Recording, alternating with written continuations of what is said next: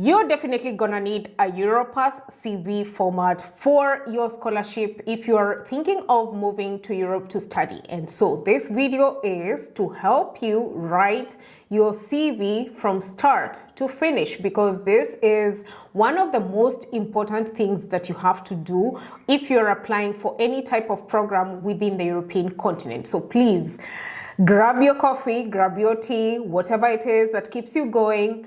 Pick up your laptop, because this is a laptop situation, not your phone situation. Pick up your laptop and get back right here, and we shall get started from start to finish so that you exactly know what to do when you're writing your Europass. My name is Ndutawambura. I'm a study abroad consultant, and I have several other videos on this channel that are very helpful. So please go ahead and binge on them about Erasmus and other programs, as well as moving abroad. And please feel free to always interact with me on any one of my socials. Now, I do want to say that I am not an immigration lawyer or consultant. Please, I just offer information according to what I know. So do not come for me. And I also do not assist in any type of way or form for your visa. You're going to need to do that on your own. So what I do is give you information and empower you so that you can be able to do it yourself. Now, a Europass CV format, if it's your first time hearing this, is the acceptable CV format for the European continent, for scholarships, for work. Some of the places are not so picky with this format, but if you're applying especially for a scholarship, you're gonna need to rewrite your CV using this format.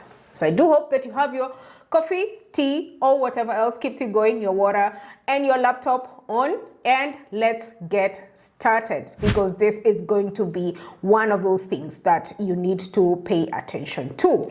Now, I am going to be sharing my screen, so please also just follow through depending on what exactly that you are, where you're watching from actually.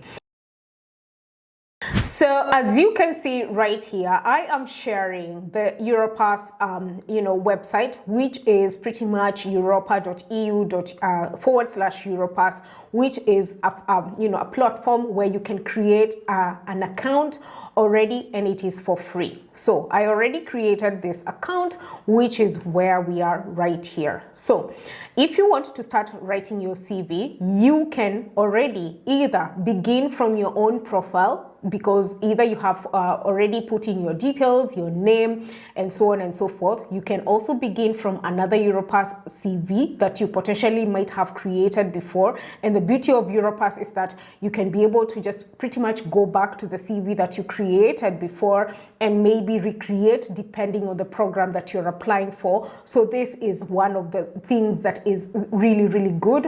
Or you can create a new CV. For the purposes of this video, we are going to create a new CV so that you can be able to follow through and see exactly what I am talking about. Now, there are various formats that you potentially could see on this Europass. There's a beta version where they keep on improving this website. So beta as in BETA, where you will find that maybe it has a different interface. So if you choose the beta version, then you potentially might see this interface, which I believe they might roll out much later, but you never know with this website. It's really just a matter of you exactly going through pretty much every one of the sections and seeing what is good for you. Now, you can choose whatever the template. Right here we have template 1.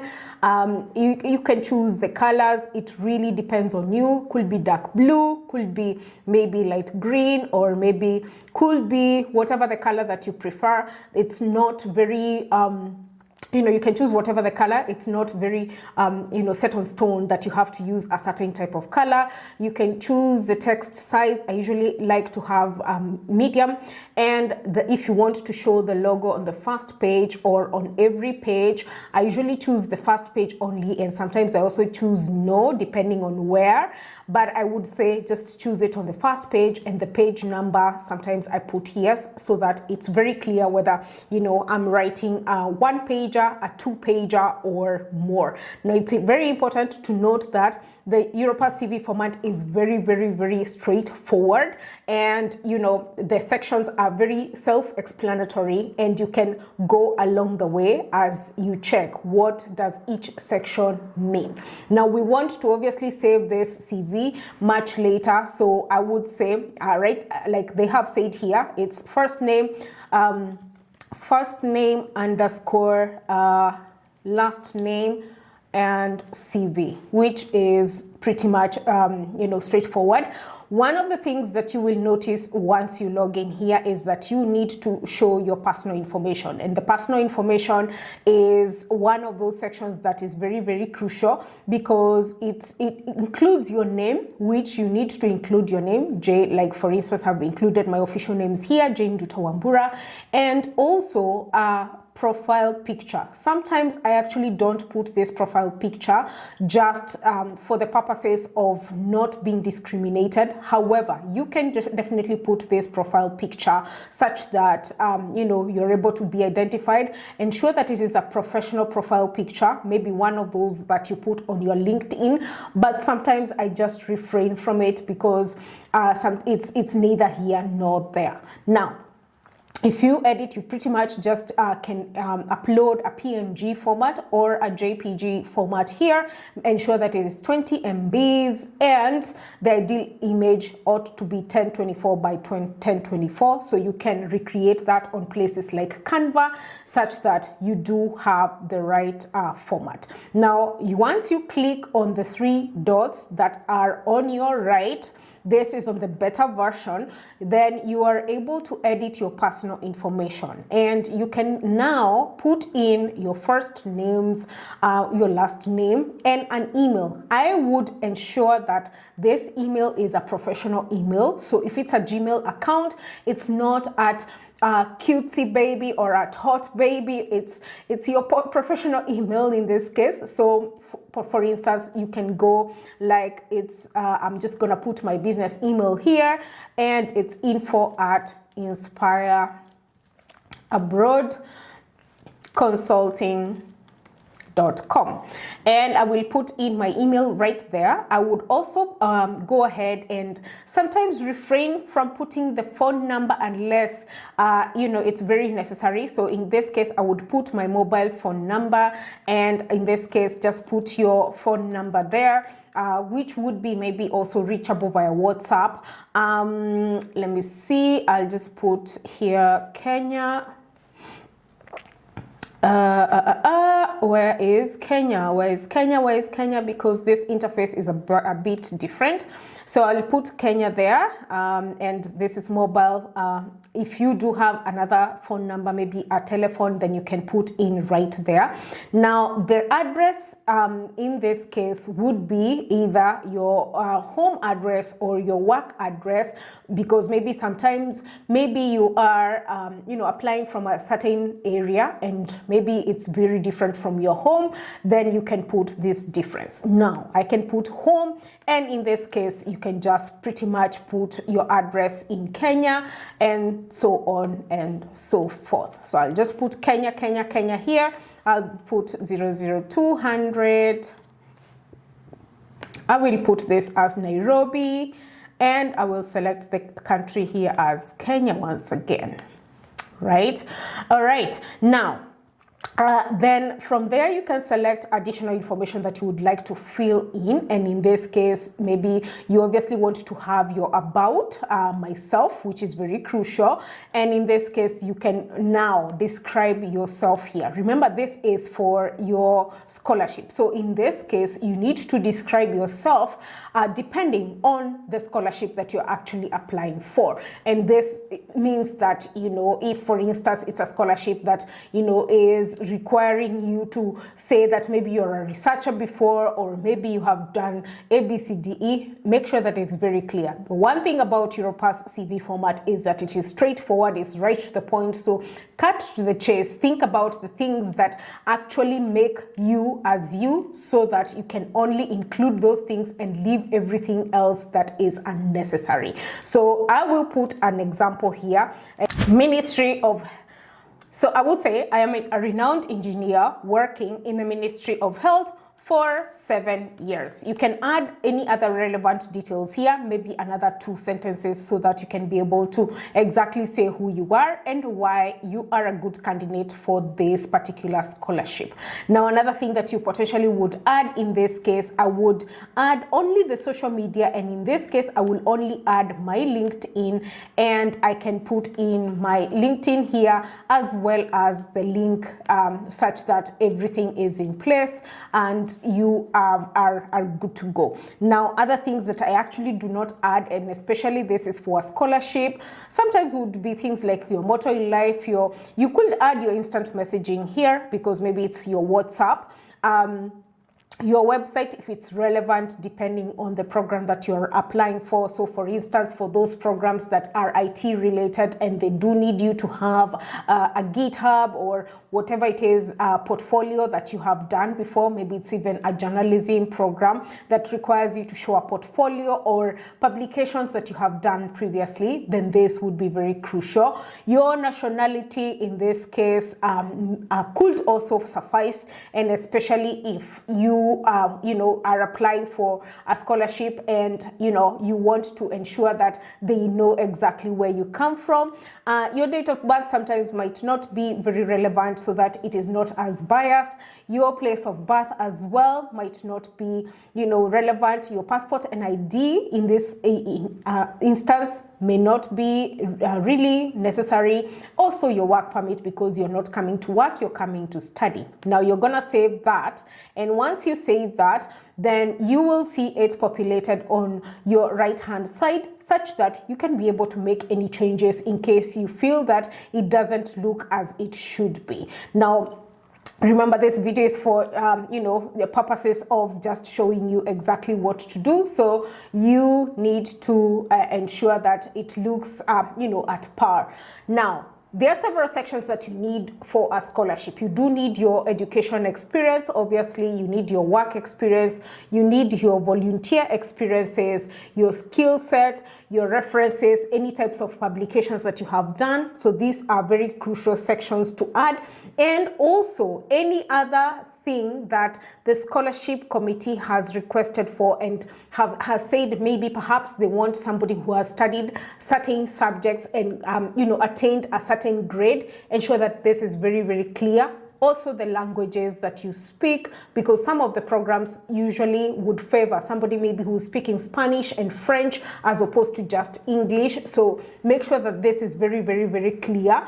And also if you do have any certain things or projects that you have done on the side, in addition to your work that are relevant, and also add these, and any other courses, side courses that might have been online or on Coursera or whatever it is that are relevant. Everything that you add on this CV needs to be as relevant as possible towards the program that you are applying for. Otherwise, it will not make sense at all to have it there. So we are gonna go straight to the work experience, and on this work experience you could be able to add pretty much everything that you potentially have been doing. I'm just gonna add some few examples, because this is going to be what you have done before as maybe an engineer. So I will add some examples right here so that we can be able to see, and I'll just put I was a research assistant, maybe Kenya Climate, Kenya Climate Innovation Center. I'll just put this. Maybe I'll just put Kenya Climate, and this was in Nairobi. And then I will also put maybe it was January 2023 to present.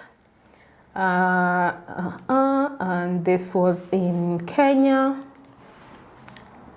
and this was, I would say, 2023 potentially. This is just an example, and it would say it's ongoing. And the thing about Europass format is that you have to really ensure that you are quantifying whatever exactly that you did, and it is straight to the point. So for example, this is just an example: conducted field research on solar energy, published 2 peer-reviewed articles in international journals, supported data analysis with this, presented findings at the 2024 Africa Climate Summit. And in this case, you can actually quantify if, for instance, you made some type of changes that were very relevant, ensure that they are quantified such that somebody can see exactly what you did. Now, you can also add any type of additional information. For instance, if you would like to add what business or sector this was in, and then you can put in maybe this was an environment.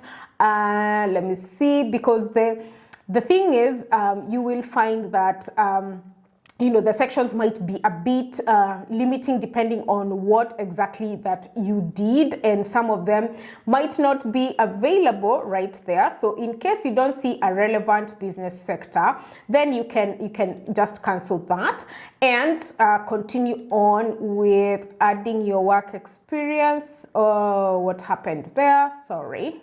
I'm just going to redo it. But what I wanted to mean is that you can add a business sector, you can add an email, you can add an organization website, or a link or file or video that would be relevant towards the application that you're doing. Now, this, please do not put jargon, do not put things that are unquantifiable and are unclear, because this is going to be one quick fire way of you being disqualified. Remember that you're applying for a program, and this is a person who is going to read your CV. So, because sometimes I always get this question whether it's a bot that actually reads this CV. No, this is a person who reads the CV, and you want to make an impression, and you want to actually let this person know that you are equal to the task, and that you can be able to be a good candidate towards this program. And remember, they are funding you quite a lot of money, so it's important to ensure that everything is at par. Otherwise, you will be disqualified, and this is not going to be a good thing for you. So, okay, all right. So, okay, I need to just put employer here.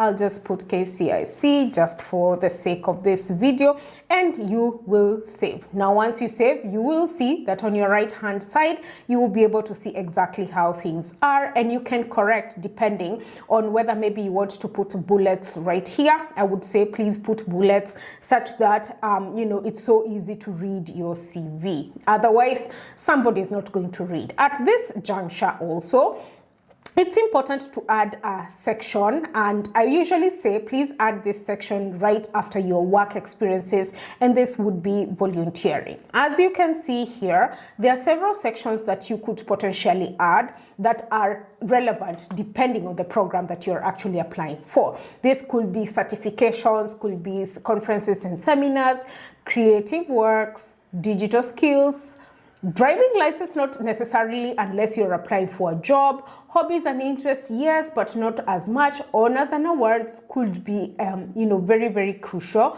Networks and memberships is also very crucial. Projects, publications, recommendations, and social and political activities would only be very relevant if you're applying for a program that is actually socially and politically related.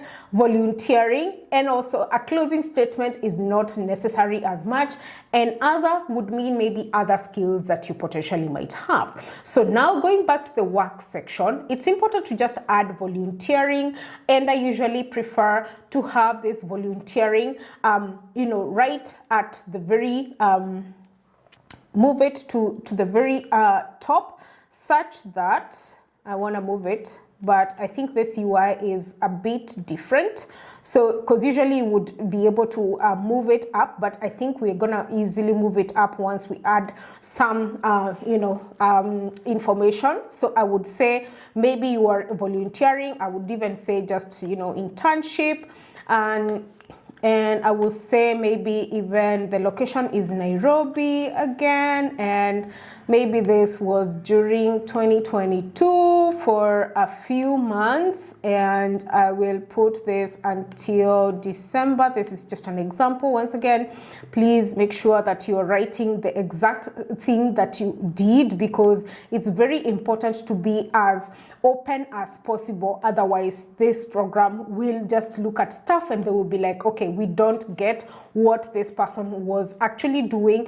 We don't understand this person, and we will just move on to the next. So you want to be as clear as possible. You want to quantify pretty much everything. You want to be as honest as possible and ensure that you are writing exactly what is who you are, and not just, about somebody else, because sometimes you find that people want to, copy others. Like I said here, the EY, as you look at it, you can move things up. And so I would like to move this up once again and see whether it's, because I don't think it's possible to move it up by just dragging. So here we are. So you have your work experience, you have your volunteering right there that is put.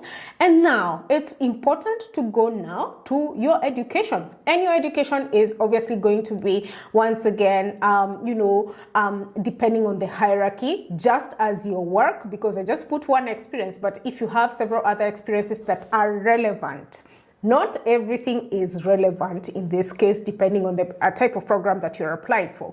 So you have to put stuff that is extremely relevant to the scholarship that you're applying for. And also internships that are relevant to what you're applying for, as well as education, right?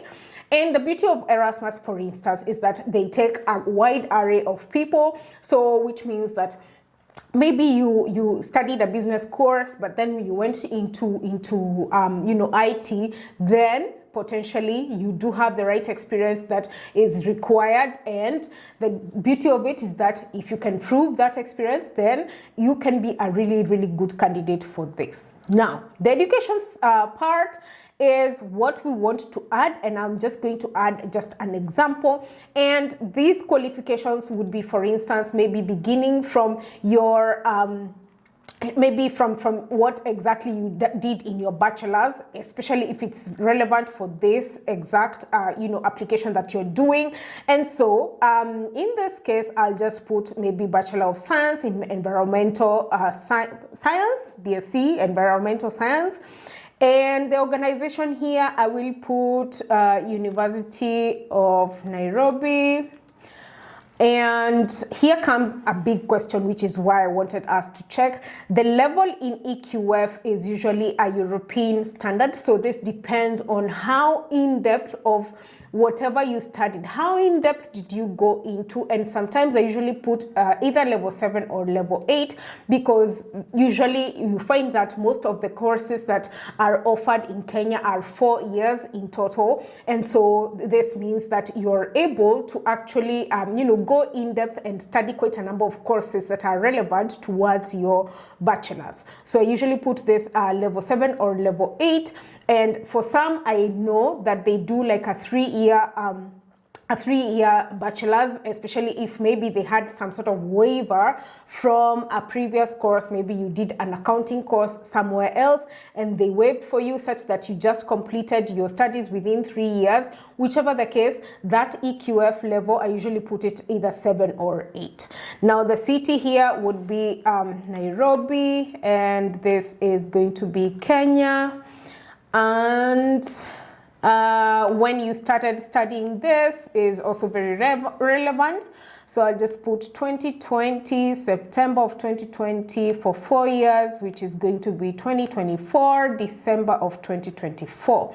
So this is very, very crucial. And once again, you can also add other additional information that is relevant, especially things like your thesis, things like the main subject or occupational skill that you covered, because this again becomes quite crucial when it comes to an application. Your national classification. And this national classification would be like, for instance, you got a second class upper division, right? Second class upper division, or maybe it was a first class. The type of credits, for instance, maybe you got, if this is relevant, because some programs will ask for the type of credits that you got.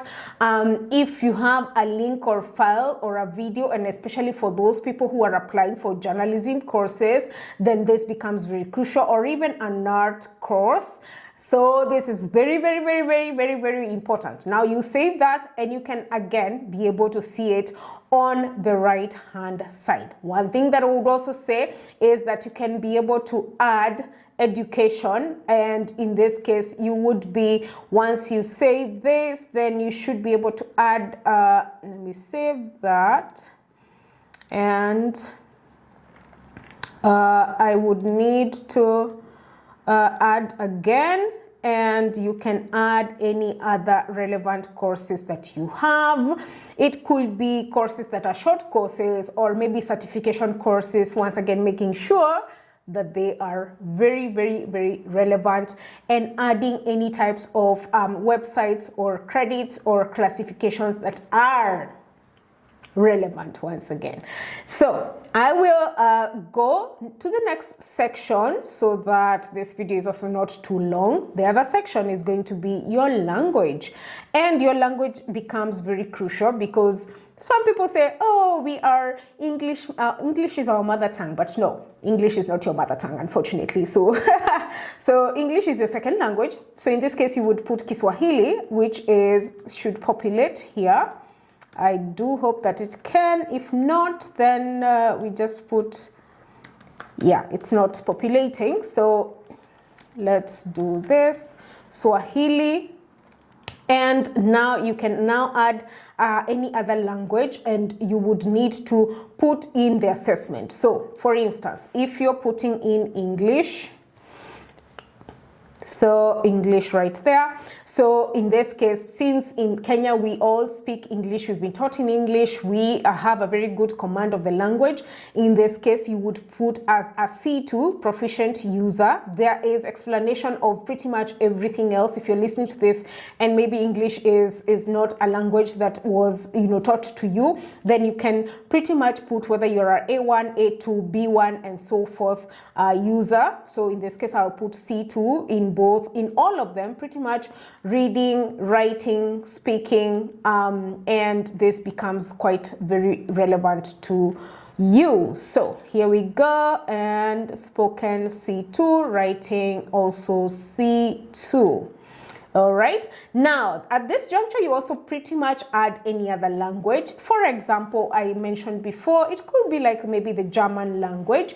And the German language, maybe you have studied this in Kenya. There are several institutes that offer this language. And maybe you have done up to an A2. Maybe listening is an A2. Maybe reading is maybe even a B1. Perhaps you could even, because sometimes reading becomes easier for some people for foreign languages as compared to listening. Speaking could maybe be, again, maybe an A2. Spoken production maybe could also be an A2. Perhaps writing, you're very good at it, who knows? So you can put in different, depending on exactly what is your level. Then you're gonna save that.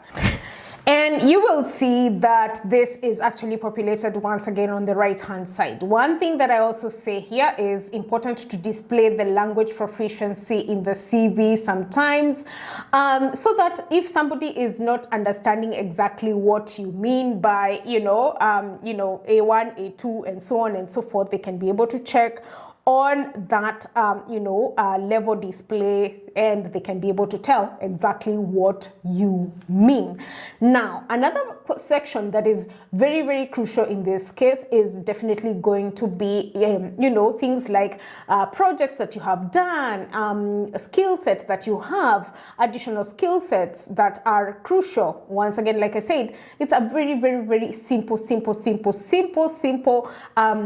template to utilize. Now, for instance, maybe you want to put things to do with perhaps maybe communication. We can just put communication there, maybe industrial research, maybe we have search engines, maybe understand, I'm just putting random things, but please put stuff that is relevant to you.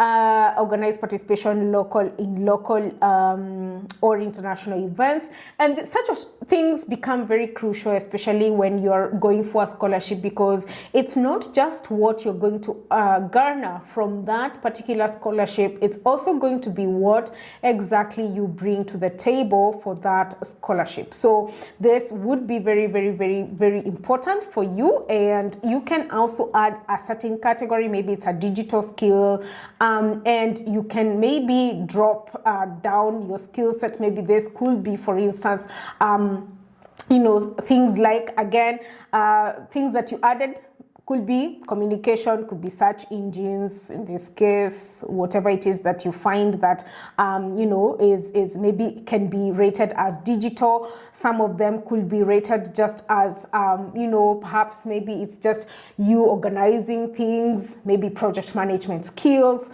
and so on and so forth. And now, again, once you say that, you are able to see that there is a difference between just the normal skills that you put there, and also the differentiation. I prefer that you differentiate maybe from digital skills, from organization skills, from any other type of skill that is relevant, once again, to whatever exactly that you're going to study.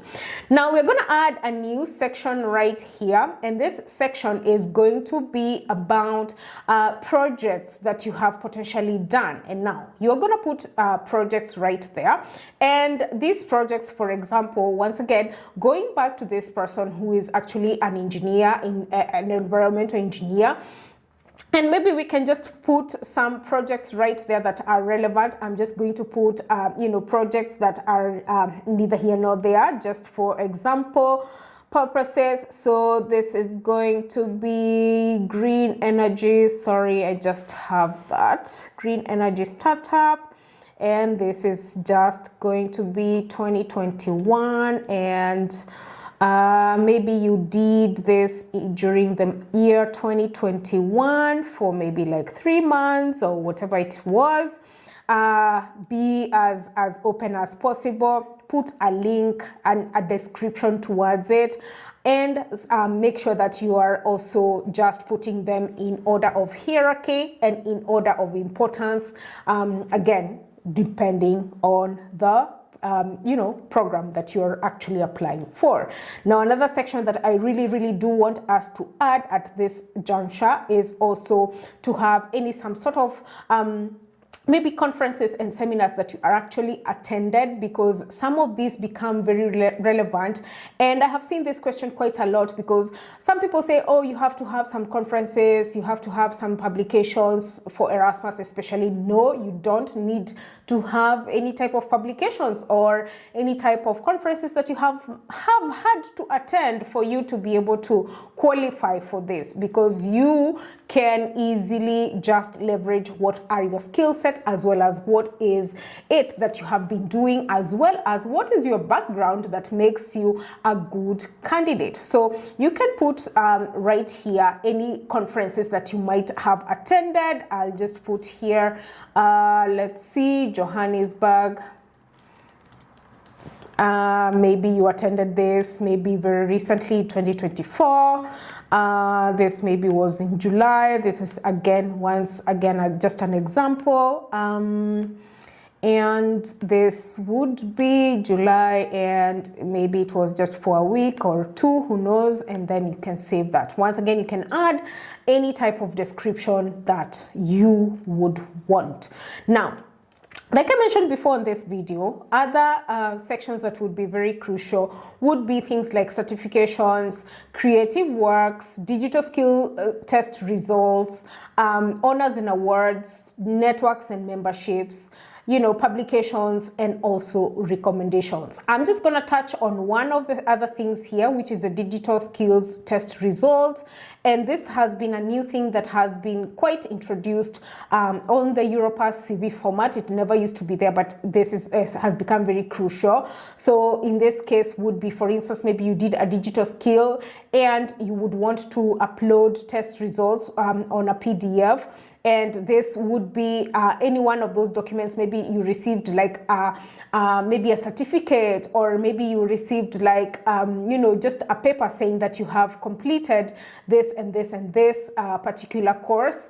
Then this has become very, very crucial, and you can pretty much just upload this right here. And so once you upload it, it will appear on the right hand side, and you can be able to see that. Another section that I would want us to add at this juncture also is your recommendations. So your recommendations become very crucial. One of the things that I have seen some people saying is that, oh, I'm just going to add, available on request, which sometimes works. But in this case, since it is a scholarship application that you're doing, you will need to have these references. And these references will be the same people that write reference letters for you, and they actually either submit them on your behalf, or they give you this letter and you're able to actually upload it as you apply for your program. Now I'm just going to put an example right here, and this is not by any means somebody that I know, so please don't go emailing this and you just don't know. Make sure that these references are people who know you. This could be professors who have maybe supervised you before, or maybe it's an employer who knows exactly how your work goes, such that they know you very well. Now, you can put in their phone number as well here, just in case, because for some programs they prefer to reach out to the referee first, and they can be able to tell whether exactly you are a good candidate. For some, like I said, you can simply just get a letter from your referee, and you can upload this letter on this website. Now, one thing that is very important, let your referee know. If, for example, your program is saying that, oh, we are going to reach out to your referee and they will send us a letter of recommendation, make sure that you keep reminding your referee to check their email. Otherwise, this might pass by, and maybe they should check all their folders just in case that email goes into a different folder and they don't see it. Then this is going to be a problem.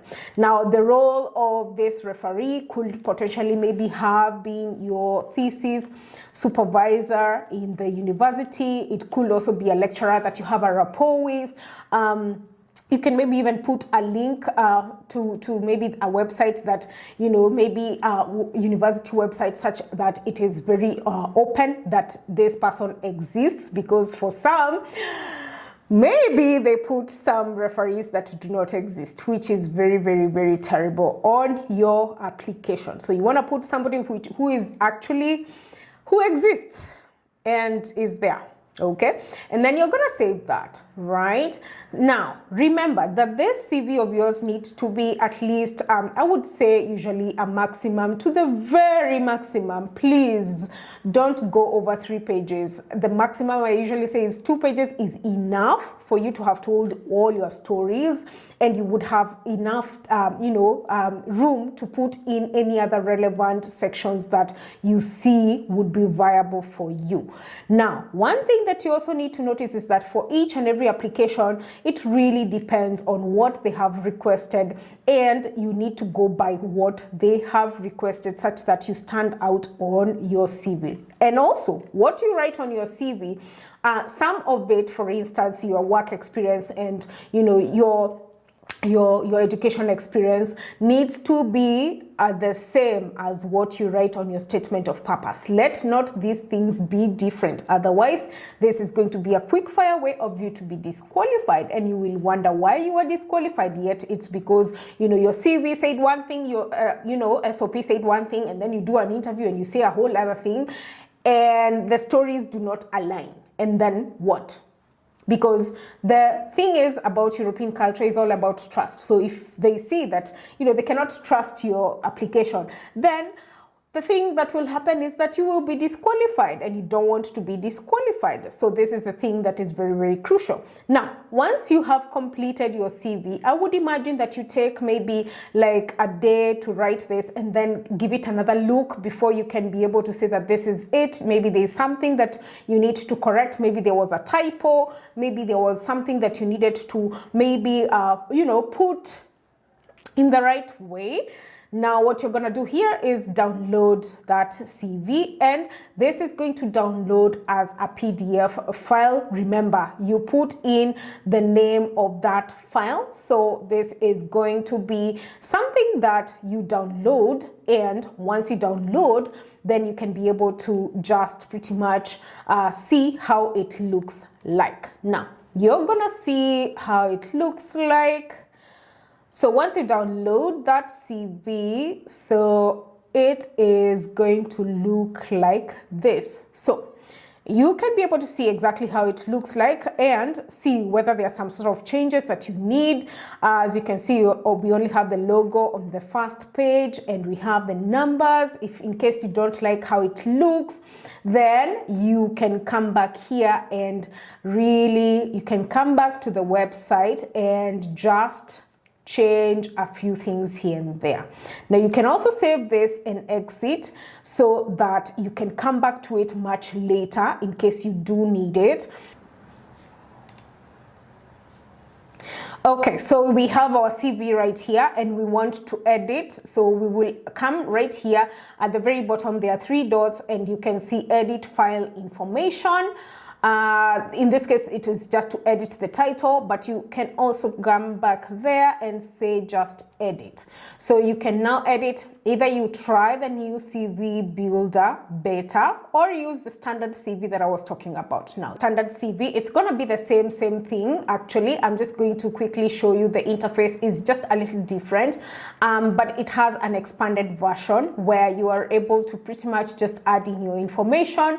And once you add your information, you pretty much save and add all the sections that we had spoken about work experience, education, language skills, conferences, and so on and so forth. And it's pretty much the same thing. And once you have completed it, now it's when you actually choose which template that you want to have. And again, like I said, the template is neither here nor there. You can pretty much choose any type of template. You can choose this, the text size. You can choose the color, and then from there, once you choose you are good with one, then you're going to once again simply download it. I do believe that both the beta version and the standard CV format is pretty much straightforward, so you don't have to worry about it. But I would say write your CV the first few days, have a look at it, have somebody also look at it to see exactly whether it is fitting of the application that you want to do. And in fact, do not have the same CV for all the applications that you're actually going to do.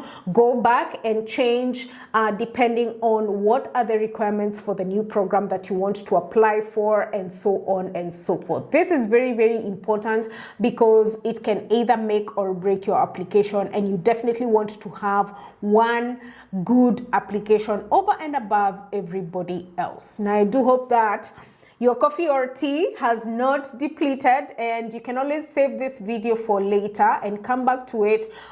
In case you also have any questions, please let me know on the comment section below. And in case you enjoyed this video, I have quite a number of videos that I have done about Erasmus and moving abroad and so on and so forth. So I do hope that you can be able to binge on them and you have all the tools that are required for your application. Wishing you the very best during your application. And until next time, bye.